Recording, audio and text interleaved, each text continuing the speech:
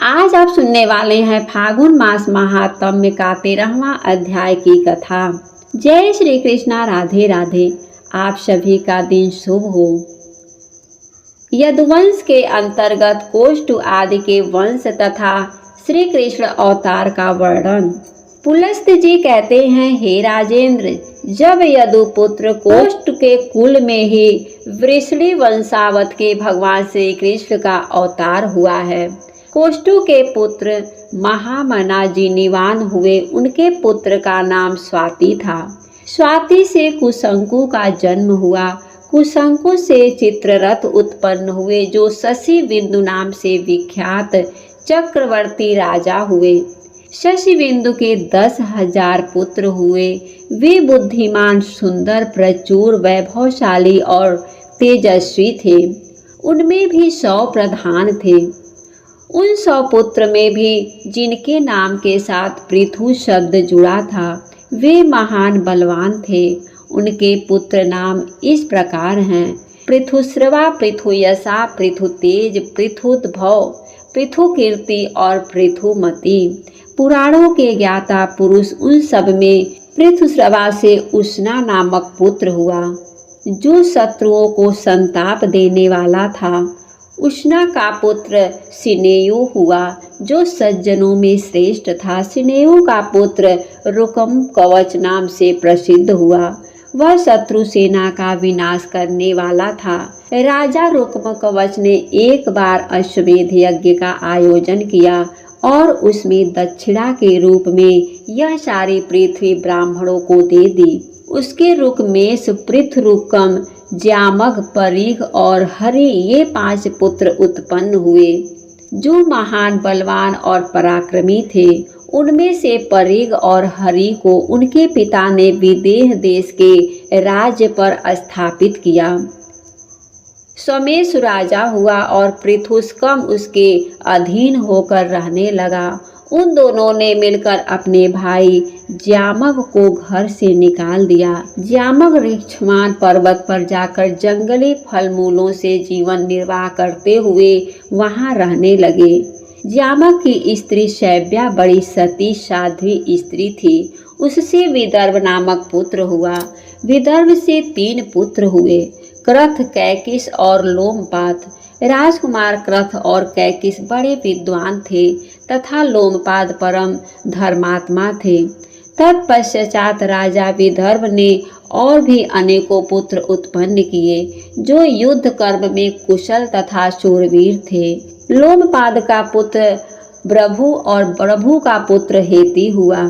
कैसिक के चिंदी नामक पुत्र हुआ, जिससे वैद राजाओं की उत्पत्ति बतलाई जाती है।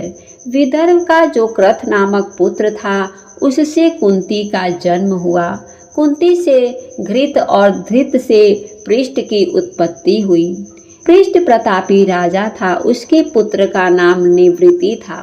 वह परम धर्मात्मा और शत्रुवीरों का नाशक था। निवृत्ति के दशाह नामक पुत्र हुआ, जिसका दूसरा नाम विदुर था। दर्शाह का पुत्र भीम और भीम का जिमूत हुआ। जिमूत के पुत्र का नाम विकल था। विकल से भीमरथ नामक पुत्र की उत्पत्ति हुई।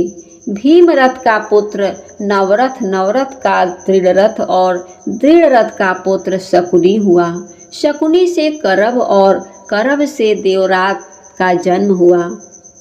देवरात के पुत्र महायशस्वी राजा देवछत्र का पुत्र देवकुमार के समान अत्यंत तेजस्वी हुआ। उसका नाम मधु और मधु से कुरुवश का जन्म हुआ। कुरुवश के पुत्र का नाम पुरुष था। वह पुरुषों में श्रेष्ठ हुआ। उससे विदर्भ कुमारी भद्रवती के गर्भ से जंतु का जन्म हुआ। जंतु का दूसरा नाम पुरुद्वश था। जंतु की पत्नी का नाम वेत्रकी था। उसके गर्भ से शतोगुण संपन्न सात्व की उत्पत्ति हुई, जो सातवंश की कीर्ति का विस्तार करने वाले थे। शतोगुण संपन्न सात्वत से उनकी रानी कौशल्या ने भजिन भजमान दिव्य राजा देवावृद्ध, अंधक, महाभोज और वृषणी नामक के पुत्रों को उत्पन्न किया। इनसे 4 वंश का विस्तार हुआ। उनका वर्णन सुनो। भजमान के पत्नी संजय कुमारी सृजयी के गर्भ से भाज नामक पुत्र की उत्पत्ति हुई। भाज से भाजकों का जन्म हुआ। भाज की 2 स्त्रियां थीं। उन दोनों ने बहुत से पुत्र उत्पन्न किए। उनके नाम है विनय, करुण और वृषणी। इनमें वृषणी शत्रु के नगरों पर विजय पाने वाले थे। भाज और उनके पुत्र सभी भाजक नाम से प्रसिद्ध हुए, क्योंकि भजमान से इनकी उत्पत्ति हुई। देवावृत से बभ्रु नामक पुत्र का जन्म हुआ, जो सभी उत्तम गुणों से संपन्न था। पुराणों के ज्ञाता विद्वान पुरुष महात्मा देवावृत के गुणों का बखान करते हुए इस वंश के विषय में इस प्रकार अपना उद्गार प्रकट करते हैं। देवावृत देवताओं के समान है और बभ्रु समस्त मनुष्यों में श्रेष्ठ हैं। देवावृत और बभ्रु ने उपदेश से 76,000 मनुष्य मोक्ष को प्राप्त हो चुके हैं। बभ्रु से भोज का जन्म हुआ, जो यज्ञ, ज्ञान और तपस्या में धीर ब्राह्मण भक्त, उत्तम व्रतों का दृढ़ता पूर्वक पालन करने वाले, रूपवान तथा महातेजस्वी थे। शरकांत की कन्या मृतकावती भोज की पत्नी हुई। उसने भोज से कुकुर, भजमान, समीक और बलवर्षीय ये 4 पुत्र उत्पन्न किए। कुकुर के पुत्र धृतिम, कपोत, रोमा के नैतिमी, नैमितिक के सुकृत और मुके पुत्र नरी हुए। नरे बड़े विद्वान थे। उनका दूसरा नाम चंदनोदक, दुदुम्भी बतलाया जाता है। उनसे अभिजित और अभिजित से पुनर्वसु नामक पुत्र उत्पन्न हुआ। शत्रु विजयी पुनर्वसु से 2 संतान हुई, एक पुत्र और एक कन्या। पुत्र का नाम आहुक था और कन्या का आहुकी। भोज में कोई असत्यवादी, जन यज्ञ न करने वाला, 1000 से कम दान करने वाला, अपवित्र और मूर्ख नहीं था। भोज से बढ़कर कोई हुआ ही नहीं। यह भोज बस आहुतक आकर समाप्त हो गया। आयुक ने अपनी बहन आठुकी का ब्याह अवंती देश में किया था। आहुक को एक पुत्री थी, जिसने 2 पुत्र उत्पन्न किए। उनके नाम है देवक और उग्रसेन। वे दोनों देव कुमारों के समान तेजस्वी हैं। देवक के 4 पुत्र हुए, जो देवताओं के समान सुंदर और वीर हैं। उनके नाम है देवमान, उपदेव, शुभदेव और देवरक्षक। उनके 7 बहनें थीं, जिनका ब्याह देवक वसुदेव जी के साथ कर दिया। उन 7 के नाम इस प्रकार हैं: देवकी, तदेवा, यशोदा, श्रुतिस्रव, श्रीदेवा, उपदेवा और सुररूपा। उग्रसेन के 9 पुत्र हुए। उनमें कंस सबसे बड़ा था। शेष के नाम इस प्रकार हैं: न्युग्रोध, सुदामा, कंक, शंकु, शुंभु, राष्ट्रपाल, बद्धमुष्टि और सुमुष्टिक। उनके 5 बहनें थीं: कंसा, कंसवती, सुरभि, राष्ट्रपाली और कंका। ये सब के सब बड़ी सुंदरी थीं। इस प्रकार संतान सहित उग्रसेन तक कुकुर वंश का वर्णन किया गया। भोज के दूसरे पुत्र भजमान के विदुरथ हुआ। वह रथियों में प्रधान था। उसके 2 पुत्र हुए, राजाधिदेव और शूर। राजाधिदेव के भी 2 पुत्र हुए, सोड़ाश और श्वेतवाहन। वे दोनों वीर पुरुषों के सम्माननीय और क्षत्रिय धर्म का पालन करने वाले थे। सोड़ासों के 5 पुत्र हुए। वे सभी शूरवीर और बुद्ध कर्म में कुशल थे। उनके नाम इस प्रकार हैं: शवि, गधर्मा, निमूर्त, चक्रजीत और शुचि।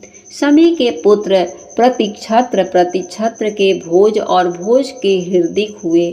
हृदिक के 10 पुत्र हुए, जो भयानक पराक्रम दिखाने वाले थे। उनमें कृतवर्मा सबसे बड़ा था। उससे छोटे के नाम शतधन्वा, देवार्ड, शुभानु, भीषण, महाबल, अजात, विजाद, कारक और करम्भक। देवार का पुत्र कंबल बहिर्ष हुआ। वह विद्वान पुरुष था। उसके 2 पुत्र हुए, समौजा और असमौजा। अजात के पुत्र से भी समौजा नाम के 2 पुत्र उत्पन्न हुए। समौजा के 3 पुत्र हुए जो परम धार्मिक और पराक्रमी थे। उनके नाम है सुदृश, सुरांश और कृष्ण। सात्वत के कनिष्ठ पुत्र वृषणिक के वंश में अनमित्र नाम के प्रसिद्ध राजा हो गए हैं। वे अपने पिता के कनिष्ठ पुत्र थे। उनसे सिनी नामक पुत्र उत्पन्न हुआ। अनमित्र से वृषणी वीर युधाजित का भी जन्म हुआ। उनके सिवा 2 वीर पुत्र हुए जो कृषभ और छत्र के नाम से विख्यात हुए। उनमें से कृषभ ने कशिराज की पुत्री को पत्नी के रूप में ग्रहण किया। उससे जयंती की उत्पत्ति हुई। जयंत ने जयंती नाम की सुंदरी भार्या के साथ विवाह किया। उसके गर्भ से एक सुंदर पुत्र उत्पन्न हुआ जो सदा यज्ञ करने वाला, अत्यंत धैर्यवान, शास्त्र यज्ञ और अतिथियों का प्रेमी था। उसका नाम अकूर था। अकूर यज्ञ की दीक्षा ग्रहण करने वाला और बहुत सी दक्षिणा देने वाले थे। उन्होंने रत्न कुमार के साथ विवाह किया और उसके गर्भ से 11 महाबली पुत्रों को उत्पन्न किया। अकूर ने पुनः सुरसेना नाम की पत्नी के गर्भ से देववान और उपदेव नामक 2 पुत्रों को जन्म दिया। इसी प्रकार उन्होंने अश्विनी नाम की पत्नी से भी कई पुत्र उत्पन्न किए। विदुरथ की पत्नी ऐक्ष्वाकिनी ने मिशुर नामक पुत्र को जन्म दिया। उनका दूसरा नाम शूर भी था। शूर ने भोजा के गर्भ से 10 पुत्र उत्पन्न किए। उनमें आनक दुदुम्भी नाम से प्रसिद्ध महाबाहु वसुदेव ज्येष्ठ थे। उनके सिवा शेष पुत्रों के नाम इस प्रकार हैं: देवभाग, देवख्वा, अनावृष्टि, कुनी, नंदी, शुक्रयसा। सुंदरी कन्याओं भी उत्पन्न हुई। श्रुतकीर्ति, पृथा, श्रुत देवी, श्रुतश्रवा और राजाधिदेवी ये 5 वीर पुत्रों की जननी थी। श्रुत देवी का विवाह वृद्ध नामक राजा के साथ हुआ। उसने कार रूस नामक पुत्र उत्पन्न किया।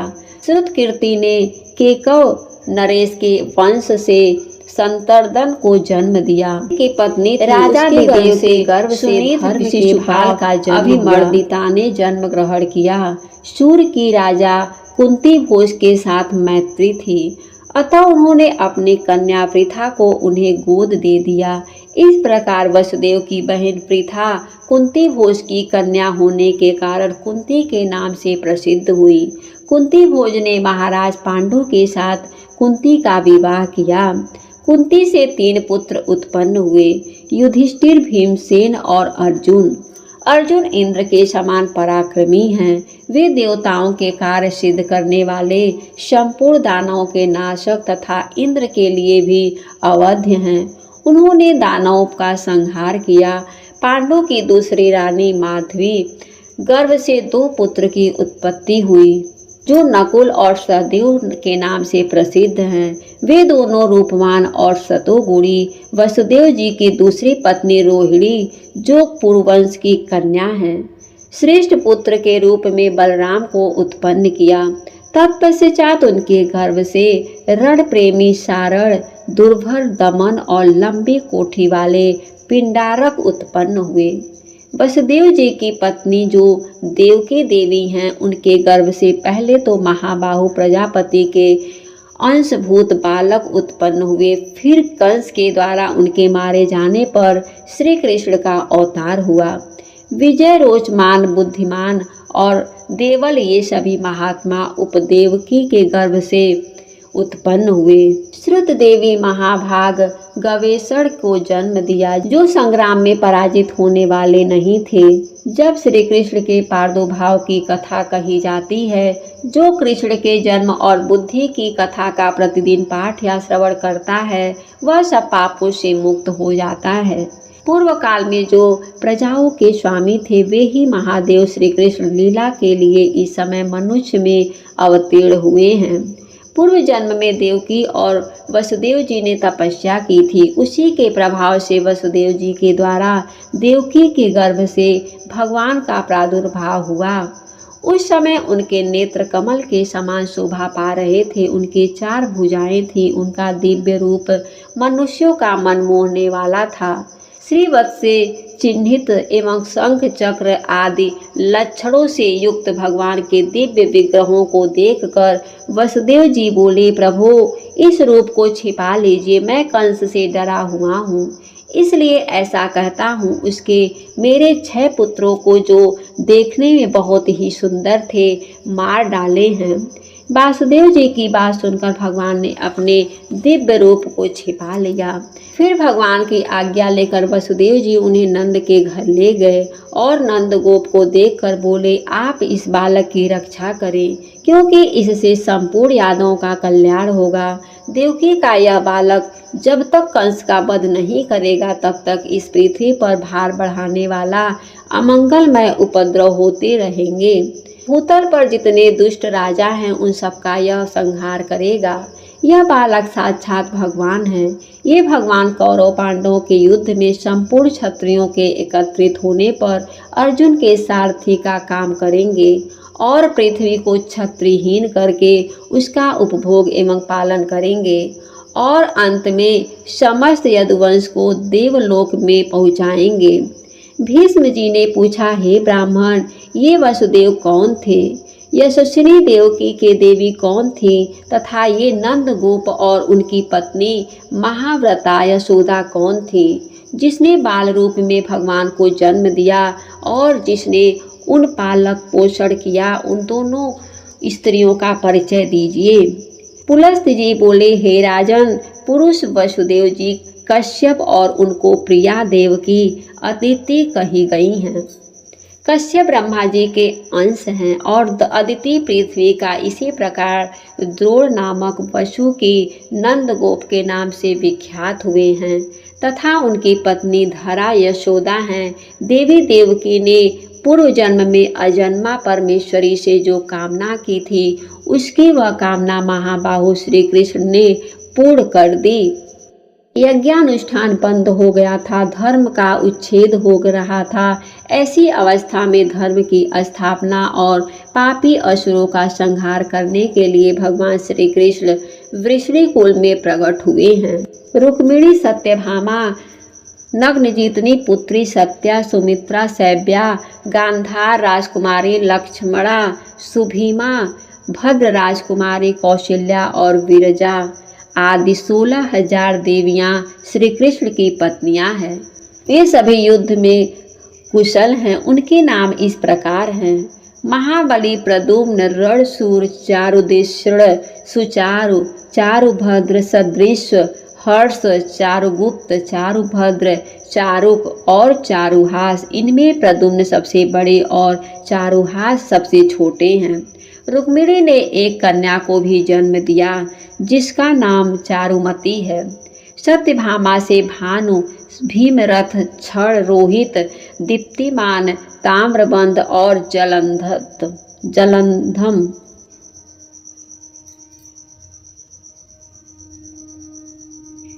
सत्यभामा से भानु, भीमरथ, क्षण, रोहित, दीप्तिमान, ताम्रबंध और जलंधम, ये 7 पुत्र उत्पन्न हुए। इन सातों के एक छोटी बहन भी हैं।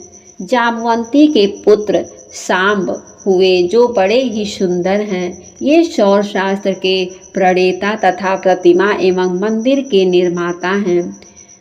मित्रविंदा ने सुमित्र, चारुमित्र और मित्रविंद को जन्म दिया। मित्रबाहु और सुनीय आदि सत्या के पुत्र हैं। इस प्रकार श्री कृष्ण के हजारों पुत्र हुए। प्रद्युम्न के विदर्भ कुमारी रुक्मवती गर्भ से अनिरुद्ध नामक परम बुद्धिमान पुत्र उत्पन्न हुआ। रुक्मवती गर्भ से अनिरुद्ध नामक परम बुद्धिमान पुत्र उत्पन्न हुआ। अनिरुद्ध संग्राम में उत्साहपूर्वक युद्ध करने वाले वीर हैं।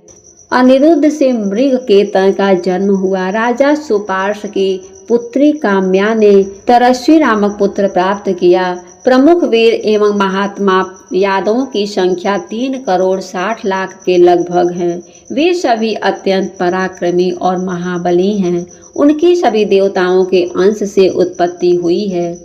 देवासुर संग्राम में जो महाबली असुर मारे गए थे, वे इस मनुष्य लोक में उत्पन्न होकर सबको कष्ट दे रहे थे। उन्हीं का संहार करने के लिए भगवान यदुकुल में अवतीर्ण हुए हैं। महात्मा यादवों के 101 कुल हैं।